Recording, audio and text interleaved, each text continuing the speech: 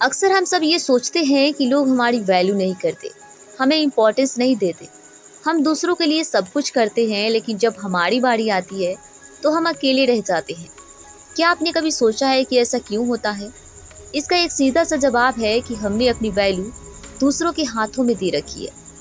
इसलिए आज मैं आपको ऐसे 5 प्रैक्टिकल पॉइंट्स बताने वाली हूँ, जिन्हें फॉलो करके आप न सिर्फ अपनी वैल्यू बढ़ा सकते हैं, बल्कि दूसरे लोग भी आपको पहले से ज़्यादा रिस्पेक्ट और इम्पोर्टेंस देंगे।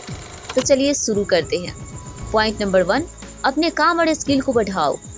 सबसे पहला और सबसे ज़रूरी चीज़ है अपने आप पर काम करना। सोचिए, किस इंसान की वैल्यू ज़्यादा होती है, उसकी जिसे कुछ नहीं आता, या उसकी जो टैलेंटेड और स्किल्ड है?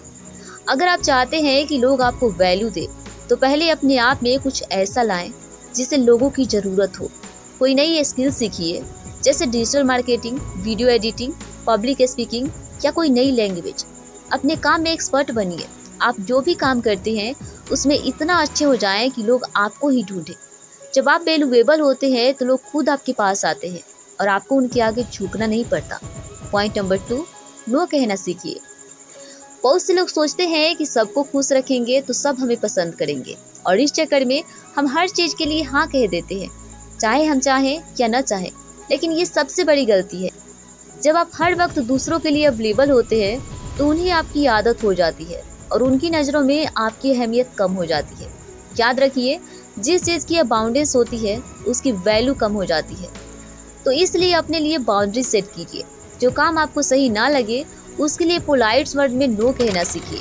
जब आप नो कहते हैं तो आप दूसरों को ये बताते हैं कि आपके टाइम और एनर्जी की वैल्यू है और वो उसे लाइटली नहीं ले सकते। पॉइंट नंबर 3, अपनी मौजूदगी को कम कीजिए।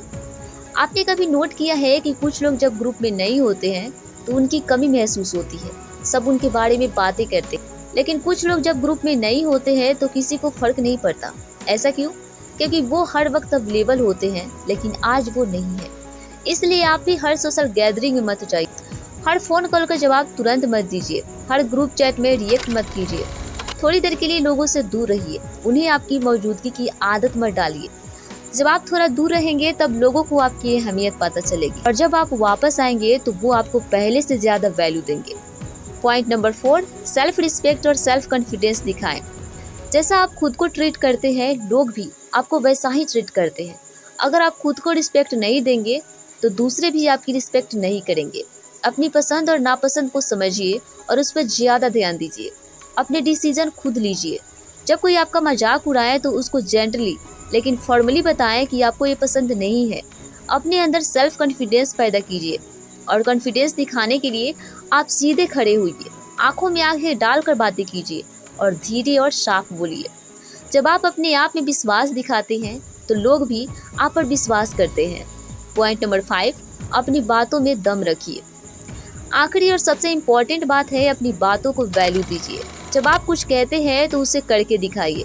अगर आपने किसी से वादा किया है तो उसे पूरा कीजिए। आपका हाँ का मतलब हाँ होना चाहिए और ना का मतलब ना। जब आप अपनी बातों पर खड़े उतरते हैं तो लोग भी आप पर ट्रस्ट करते हैं, और ट्रस्ट वही चीज़ है जो आपकी वैल्यू बढ़ाती है। ट्रस्ट की वजह से ही लोग आपकी बातें सुनेंगे, आपकी सलाह लेंगे और आपको इम्पोर्टेंस देंगे। तो ये थे वो 5 पॉइंट्स जिन्हें फॉलो करके आप अपनी वैल्यू दूसरों से करवा सकते हैं।